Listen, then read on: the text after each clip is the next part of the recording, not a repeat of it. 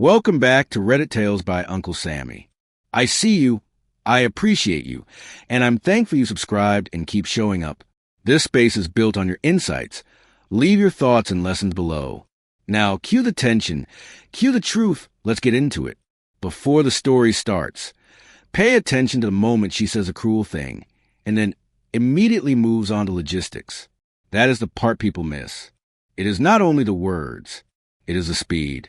If someone can watch you go quiet, see what they did, and still ask you to hand them their charger, you are not in a disagreement anymore. You are in a relationship where your pain is treated like an inconvenience. The decision point in this story is not the trip. It is what he does after he realizes he has been negotiating for care that should have been given freely. If you've ever had someone treat your pain like an inconvenience, this story is going to hit hard. Stay with me all the way through, because what he does after she leaves is a part most people never see coming. And while you're here, share and subscribe for more real relationship stories like this. My name is Elijah Boone, and the sentence that ended my marriage was said in my kitchen while a pot of red beans burned on the stove. Nia did not even look up when she said it. She was sitting at the counter in one of my old college t-shirts, scrolling through train tickets on her laptop, blue light on her face, a glass of sparkling water sweating onto a stack of unopened mail. I had my crutches propped against the pantry door because my surgeon told me to start practicing before the operation. I was trying to explain the recovery timeline again. She sighed, laughed once, and said, "You really thought I'd cancel my Europe trip because of your surgery?" The thing about a sentence like that is your body understands it before your mind does. My chest went cold first. Then my ears started ringing. I remember hearing the beans spin the pot and the ice machine kick on the fridge and a siren somewhere on Harford Road. I remember thinking maybe I misheard her. Nia had a sharp mouth sometimes, but she usually circled back, softened it, blamed stress. That night, she did not. She kept scrolling. "Elijah, be serious," she said, like I had asked her to quit her job and join a commune. "This trip has been planned for almost a year. We already booked Paris and Lisbon." I stood there in my own kitchen, one hand on the back of a chair, tried to stay calm because I have always been the calm one. I teach music at a middle school in Baltimore. You learn patience when 32 sixth graders are all buzzing on fruit snacks and try and play clarinet at once. "Nia," I said, "my surgery date got locked in because you said your travel started after my first week home. We did this on the calendar together." She finally looked up then, not guilty, just annoyed. "I said I'd try," she said. "You heard what you wanted." That was not true, and she knew it. 3 months earlier, we were at our dining table with the giant wall calendar she pretended to hate and relied on for everything. I had written ORTHOPREOP in blue marker. She had drawn a little airplane sticker over the dates for her trip and said, "Perfect, I'll still be here the first few days. Then your cousin can tap in." There was no cousin in the plan. She created one in the moment because she hated being pinned down. That was Nia's habit. If a fact made her look careless, she would reshape it while you were still standing there. The surgery itself was not optional. I had torn my Achilles tendon 2 years before playing pickup ball at Druid Hill Park and never handled it right. I wrapped it, limped through it, and kept working because that is what I do when I am scared. Then I tore it worse carrying a timpani, standing up the auditorium stairs in October. By January, my right foot dragged by the end of each school day. Dr. Patel, a patient woman with silver locks and a no-nonsense voice, said, "You can keep postponing and make recovery harder, or we fix it now. But you will need help. No weight on that leg for a while means no pretending." I am good at pretending, apparently. I pretended our marriage was in a rough patch instead of a dry well. I pretended Nia's constant phone-down smiles were work stress relief instead of distance. I pretended that eating dinner in separate rooms was temporary. I pretended because our life looked good from outside. We had a brick row house in Hamilton, Lorville with a lemon tree in a pot by the front steps that should not have survived Maryland winters, but did. We hosted game night every first Saturday. We knew our neighbors by name. People assume visible routines mean private stability. Nia worked in medical device sales and had a voice that could charm a locked door open. She was brilliant in rooms that intimidated me. She could remember names, kids' names, alma maters, who played golf and who hated golf. At parties, she floated. At home, she deflated. She said home was a place she did not have perform. But after a while, that translated into me getting the scraps. Half listening, sharp replies, sleeping with her back to me. I told myself that being in a safe place mattered. I did not realize I had become the place. She put things down and forgot. So what am I supposed to do? I asked her that night, still standing. Dr. Patel said, I need somebody here. Nia closed the laptop halfway and pressed her fingers to her temple like I was giving her a migraine. Hire someone. Ask your sister. Ask one of your church people. You have a whole choir of aunties who love you. She said it with a little smile, the kind she uses when she thinks she is being funny. I looked at the stove and turned the burner off. I needed something to do with my hands. That's not the point, I said. You're my wife. She leaned back on the stool and crossed her arms. And I am still your wife in Europe, she said. It's 10 days, not 10 months. Then she hit me with a line that really cut me. You make everything a test. I almost laughed because she was the one making me prove I could survive being abandoned and call it maturity. This isn't a test, I said. This is the only time I've asked you to put me first in a long while. She shrugged. That's your opinion. Then she reopened the laptop and said, Do you want me to get you anything from Lisbon? I slept on the couch that night, not because we had a dramatic blow-up, but because I could not trust my face. I knew if she looked at me and saw how hurt I was, she would call me dramatic again, and I did not have the strength to survive that twice. Around 2 a.m, I heard her laugh in the bedroom on a call, low and private. I stared at the ceiling fan and counted the clicks it made on the wobble. At 4, I made a decision that could have gone the other way. I chose not to postpone the surgery. Fear wanted delay. Pride wanted to cancel everything. But the pain had already taken enough. The next morning before school, I sat in my car outside Booker T, Washington Middle, and called my older sister, Rochelle, in Prince George's County. She answered on the second ring with, Why are you calling me before the first period, and why do you sound like you swallowed a stone? Rochelle is the kind of person who can hear the weather in your breathing. I told her the surgery date and the trip and the sentence. She was silent for 3 beats. Then she said very softly, I can take 3 days. Marcus can take 1. We'll build the rest. Do not beg your wife for basic care. That line steadied me. Do not beg. I wrote it on a sticky note and tucked it in my wallet. At lunch duty, while kids traded string cheese and argued over who cut the line, I texted Deaconess Pearl from church. She runs the meal train whenever somebody has a baby, breaks a hip, or loses a parent. I hated asking because I am usually the one carrying casseroles, not receiving them.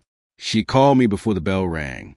Baby, is your leg or your pride the thing that hurts worse? She asked. Both, I admitted. She laughed. Good. We can feed one and pray for the other. I told Nia that evening I had coverage. I said it plainly while I chopped onions. Rochelle is coming the first few days. Pearl and the church folks are handling meals. Calvin from school will drive me to PT if needed. Nia looked relieved, which somehow made it worse. See, she said, problem solved. Then she kissed my cheek, quick, absent, and asked if I had seen her black passport holder. I wanted to ask her why relief came so easily when her husband was not depending on her. I wanted to ask if she heard herself. Instead, I handed her the passport holder from the mail basket and said nothing. The week before surgery felt like watching somebody pack for a life you were not in. Nia laid outfits across the bed in neat little sets. Cream trousers, silk scarves, white sneakers she kept in dust bags, a red trench coat she bought for photos. She asked me which earrings looked better for dinner in Paris. I answered because I did not know what else to do. I ironed my own loose sweatpants for recovery and labeled my medicine organizer while she watched travel vlogs at full volume. One night she held up a striped sweater and said, "This screams Lisbon." I looked at my crutches and thought, my pain doesn't even whisper here. The morning she left, Baltimore was gray and wet, one of those spring rains that hangs low and gets in your collar. Her car service came at 5:15 a.m. I helped carry one suitcase to the porch because old habits survive fresh injuries. She checked her phone every 20 seconds. At the curb, she hugged me with one arm and said, "Please don't make this weird while I'm gone." That sentence sat on top of the other one like a lid. I said, "Safe flight." She slid into the car and waved through the tinted window. I stood there in the rain until the taillights turned the corner. I did not cry then. I cleaned. That is what I do when I am trying not to come apart. I wiped the counters, folded the blanket on the couch, and put her half-finished tea mug in the dishwasher. Then I sat at the dining table with my folder from Dr. Patel and read every page of the post-op instructions again. Shower chair, ice machine, pill schedule, elevated foot, watch for swelling, call if fever. I made a checklist because checklists make me feel less at the mercy of other people's choices. By noon, I had another folder open too. Our mortgage, our savings, our insurance, and a blank legal pad. I did not start with divorce. I started with questions I should have asked years before. How many accounts did we actually share? Which automatic payments came out of my paycheck? And which from hers? Why had I stopped asking to see monthly statements? Because money talks stress her out. I am a music teacher, not an accountant, but numbers tell stories if you sit with them. I found two things in the first hour. Her bonuses had been going into a separate account I did not know existed, and our joint card had been paying for boutique hotels in Boston and Miami on weekends. She told me she was at regional training. I remember staring at the screen and trying to make it innocent. Maybe she booked for clients. Maybe she got reimbursed. Maybe there was a reason she did not tell me.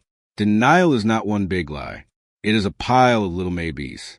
I made another decision right there, and it could have gone differently. I could have called her in Paris before her plane landed and screamed.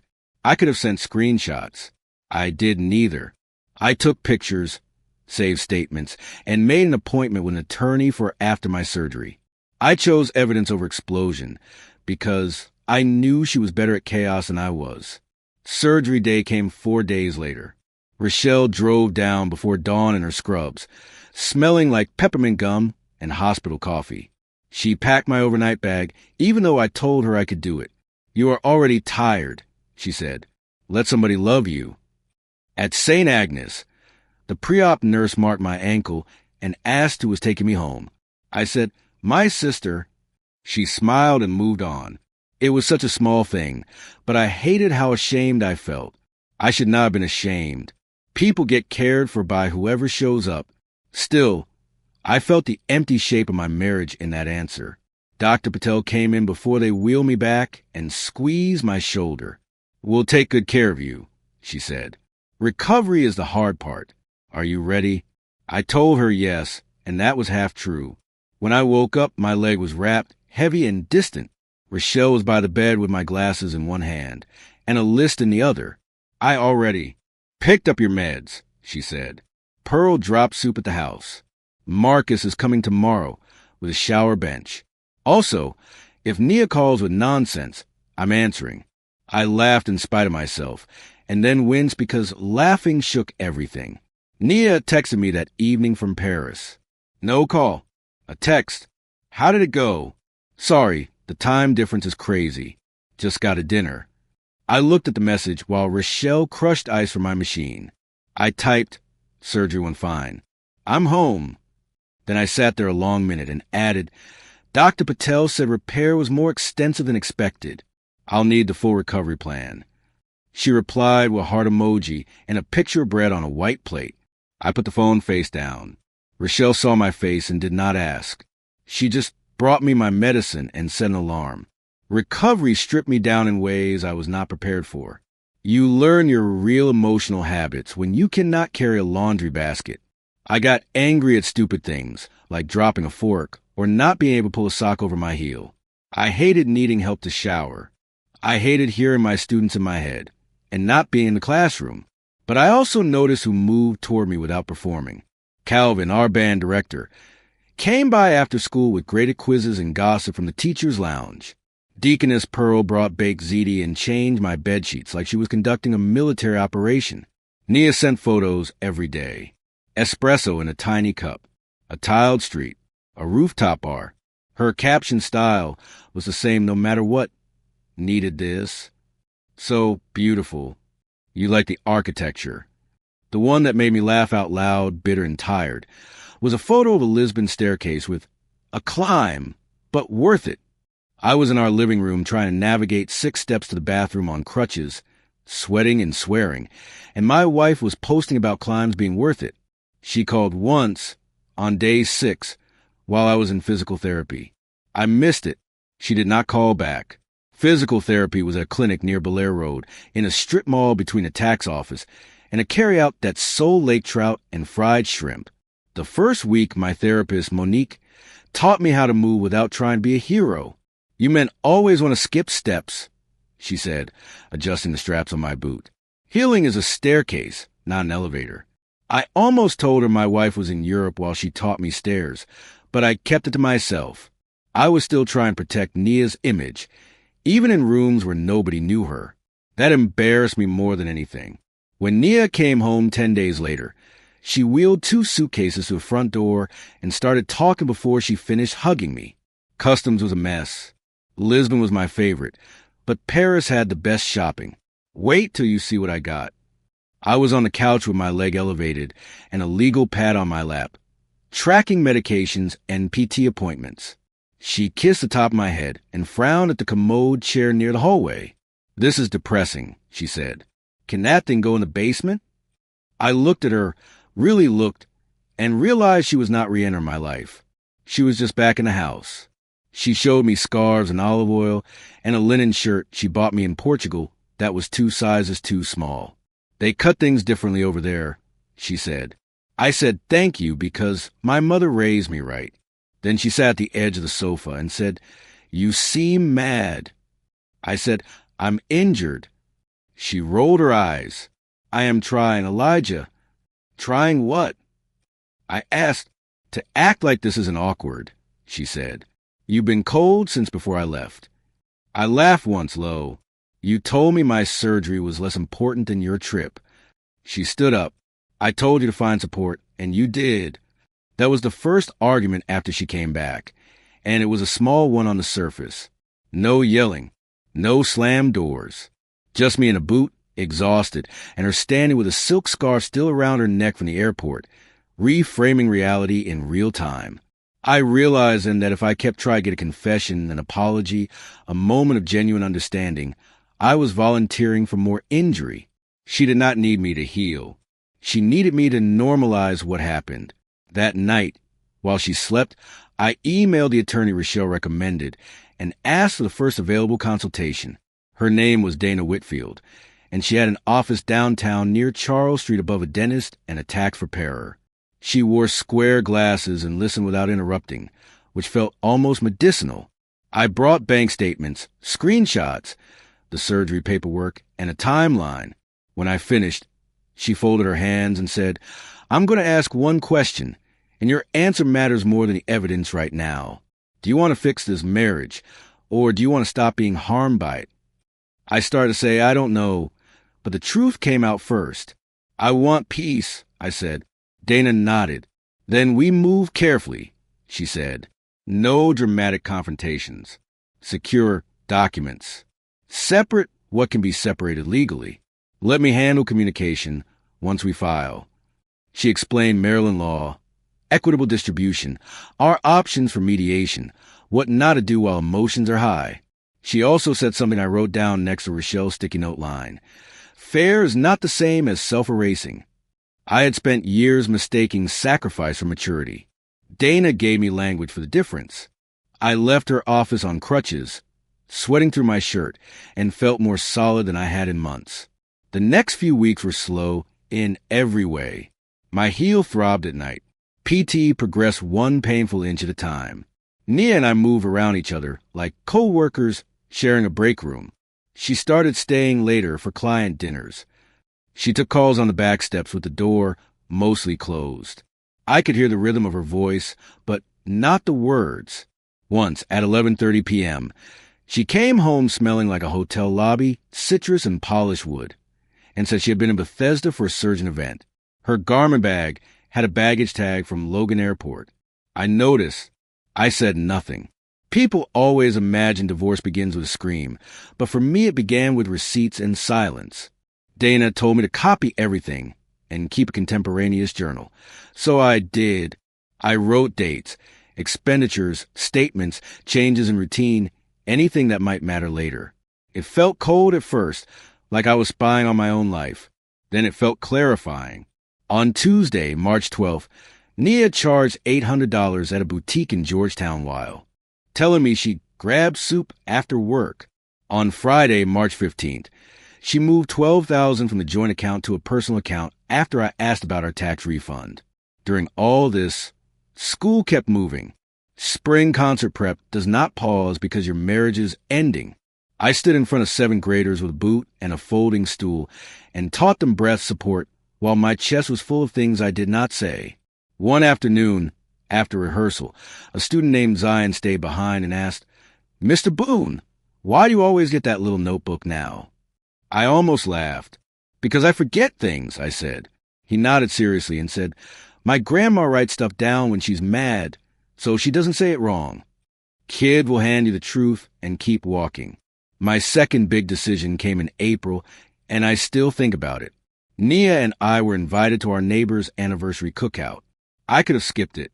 I wanted to, but I went because I was tired of letting her control the public version of us. At the cookout, she was perfect, touching my shoulder, telling people my recovery was going great, laughing like we had not slept back-to-back in months. I watched her work the room and understood why I doubted myself so long. She was persuasive. But when Mrs. Green asked if Nia had canceled her Europe trip for my surgery, Nia said, smiling, "Oh, he told you?" I looked at Nia and saw the smallest flicker of panic. She had forgotten she told people about the surgery before she left. She could not reshape the facts fast enough. "No," I said, polite and clear. She still went. My sister and church family stepped in. Mrs. Green's face changed for 1 second, just enough. "Well," she said, passing me a plate, "good thing you had folks." Nia was quiet the rest of the evening. In the car, she hissed, "Why would you say it like that?" I said, "Because that's what happened." She stared out the window. "You love embarrassing me." I drove home in silence. Dana filed a complaint in May. By then I was out of the boot and walking in sneakers, still stiff but steady. She had me served at work because I did not trust what would happen if papers came to the house first. Nia came home that night furious, eyes bright and voice too calm. "At the office, Elijah," she said, holding the envelope like it smelled bad. "You wanted my co-workers to see?" I said, "I wanted it handled legally." She laughed that sharp little laugh. "So this is really happening because of one trip." I was in the kitchen slicing peaches and did not look up. "No," I said, "because of the marriage." What followed was not dramatic in the movie sense. It was administrative and exhausting. Her attorney sent long letters. Dana sent longer ones back. We listed assets, debts, furniture, retirement accounts, my late father's record collection, her grandmother's china, the Honda, the Lexus, the patio set, my upright piano.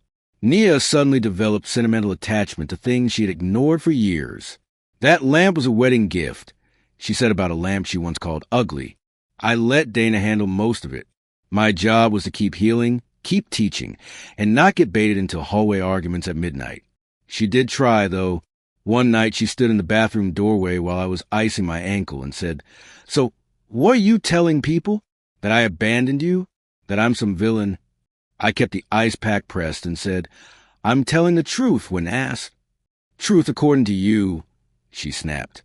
"You act like your need is the only need that matters." I looked up then. "You're right," I said. "You had needs. You needed Paris more than my surgery. I heard you for the first time." She went very still. Then she said, "You are cruel when you get quiet." It was almost funny. The discovery process uncovered more than I expected and less than my imagination feared. There was no secret second family, no movie-level scandal. There was, however, a pattern of private travel tied to one person. Andre Voss, a startup founder she met at a medical conference. Boston, Miami, D.C. dinners that were not on company calendars. Dana never pushed a moral angle because it did not change much legally, but it changed something in me. I stopped asking myself whether I was overreacting. Whatever Nia called it, she had built another life while I was building a support plan for surgery. That clarity hurt and helped. Summer came in sticky and loud. The cicadas started up. Kids on our block set off fireworks early and swore they were just practicing. My ankle improved enough that I could drive short distances. I went back to barbershop on Greenmount, where Mr. Allen lined me up and said, "You look like you slept for the first time." I told him something like that. He did not pry. The men in that shop have a way of respecting the edges of your business. They talk about the Orioles, gas prices, blood pressure medicine, and when your silence gets too heavy, somebody passes you the sports section. Mediation was scheduled for late July in a plain conference room with bad coffee and a humming vent. Nia came in wearing a white suit and no wedding ring. I had stopped wearing mine months earlier after snagging a therapy band, but seeing her bare hand still did something to me. Not longing, more like grief for who we had once been. Dana squeezed my arm once and opened her folder. The mediator, a retired judge from Prince George's County, laid ground rules. No speeches, he said. No character assassinations. We are here to divide a life, not rewrite history. The first 2 hours were numbers. Mortgage equity, retirement percentages, tax implications. Nia wanted a bigger share of the house because she entertained my career. I wanted my father's records and the Yamaha piano and did not care about the designer dining chairs. Dana had prepared well. Every contribution, every deposit, every payment was documented.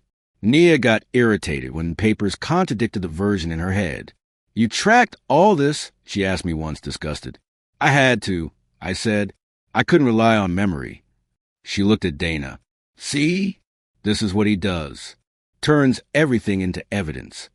Dana said, "Today, evidence is appropriate."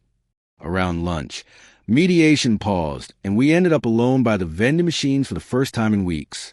Nia bought a ginger ale and stared at the buttons like they were, written in another language. "Andre isn't the reason," she said suddenly. I leaned against the wall, ankle aching. "I didn't ask," I said. She looked at me hard. "You think I left because I met somebody else. I was gone before that." I nodded. "I know." She blinked, like my agreement confused her. "Then why are you acting like I did this to you?" I said, "Because when it mattered, you did." She took a long drink and lowered her voice. "You know what it felt like in our house?" she asked. "Like I was always disappointing your calm. You never yelled, never blew up, just got quieter and more disappointed. I felt judged all the time." That hit me because there was truth in it. I can go silent in a way that punishes without volume. "Maybe I did that," I said, "but I still showed up. You stopped." Her jaw tightened. Showing up isn't the same as seeing somebody.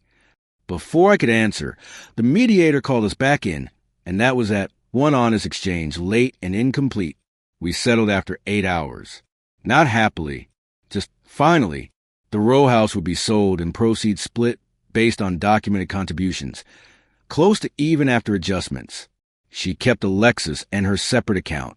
I kept the piano, my dad's records, my teacher pension, and the little silver teapot my grandmother brought from South Carolina in 1968. We split the joint savings. Dana insisted on language protecting me from debts she incurred after filing. Nia insisted on keeping the blue velvet sofa. She used maybe twice a month. Fine. I wanted peace more than furniture. When we signed a mediation summary, my hand shook, but not from doubt. The sale process of the house was its own grief. We had to paint over colors we picked together, patch walls where our wedding photos hung, make the place look like nobody had lived there deeply. Stagers came in and replaced our books with fake neutral books turned backward. Nia and I coordinated showings through text only. "Can you be out by 4? Appraiser coming Tuesday. Please move the boot tray." We were better at logistics than love, maybe always had been. One evening while packing my office, I found a sticky note from Rochelle in my desk drawer. "Do not beg for basic care." I put it in my wallet again. The house was sold in September to a young couple expecting a baby. They stood on the porch after inspection, arguing cheerfully about where to put a glider.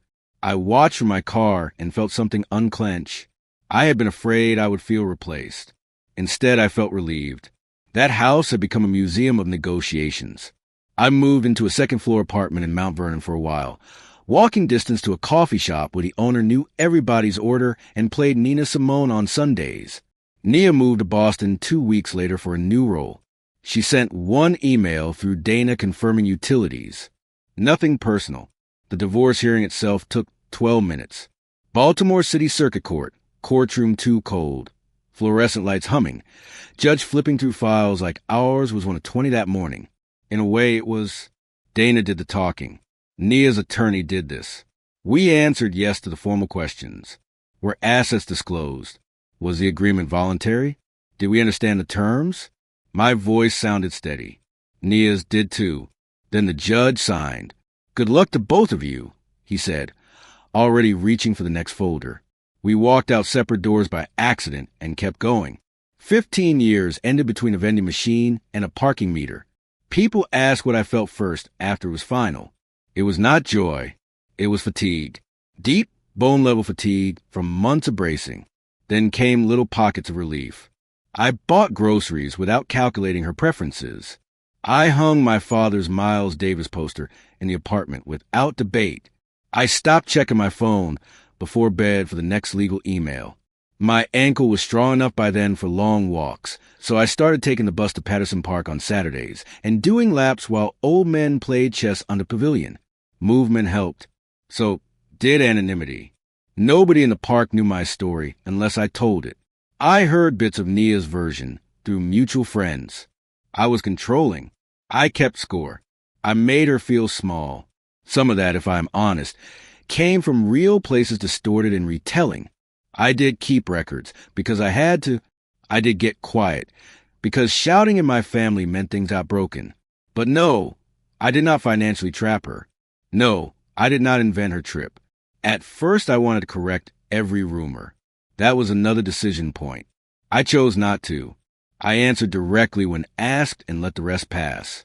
Protecting my peace meant surrendering the fantasy of universal understanding. The person who surprised me most during that period was my mother. She and Nia had a polite relationship, never close, mostly because my mother sees through charm in under 5 minutes and does not pretend otherwise. One Sunday after church in Randallstown, she handed me a foil pan of candied yams and said, "You keep saying she did not care when you needed surgery. True, but tell me where you stopped asking for what you needed before that." I started to argue. She held up a hand. "I'm not blaming you. I'm telling you to learn. Silence can look like strength and still be self-abandonment." I sat with that for weeks. In therapy, too, because yes, I started therapy and I wish I had done it before I got married. My therapist, Dr. Barnes, helped me trace my calm all the way back to being the oldest boy in a loud house. Keep things smooth. Don't eat too much. Be useful. In my marriage, that became a trap. I was so proud of being low maintenance that I did not notice I was becoming low priority. The surgery just exposed it. We worked on saying needs out loud before resentment hardened. It sounds simple. It is not simple when your whole identity is, "I got it." By winter, my ankle was strong enough to demonstrate marching fundamentals again without fear. At the school holiday concert, I stood on a riser and watched my students nail a difficult entrance we had worked on for a month. The parents clapped too early, as parents do. I laughed and let it happen. Afterward, Calvin clapped me on the back and said, "You look like yourself." I said, "I'm trying to figure out who that is now." He nodded. Better now than later. We went to a diner on Lochraven afterward, ate pancakes at 10 p.m., and talked about everything but divorce. In January, nearly a year after the sentence in my kitchen, Nia called. Not emailed. Called. I almost let it ring out, then answered because avoidance was another old habit I was trying to quit.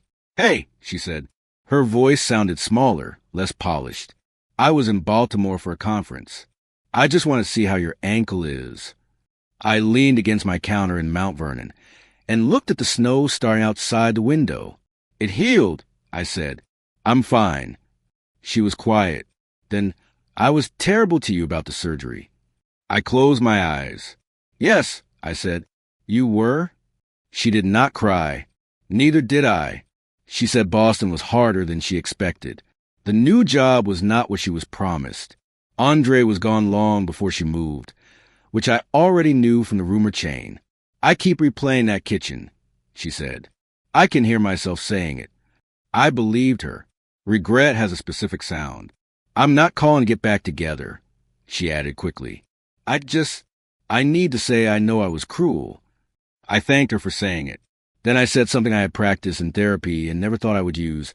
I forgive you, and I still need distance. After we hung up, I did not feel triumphant. I felt clean. That is the best word. Clean in my own mind. Her apology did not change what happened, and it did not erase the months when church ladies carried soup up my steps while my wife sent me photos from Europe. But it closed a loop. It let me put down the imaginary future where she finally understood, and I could stop being angry. She understood enough. Good.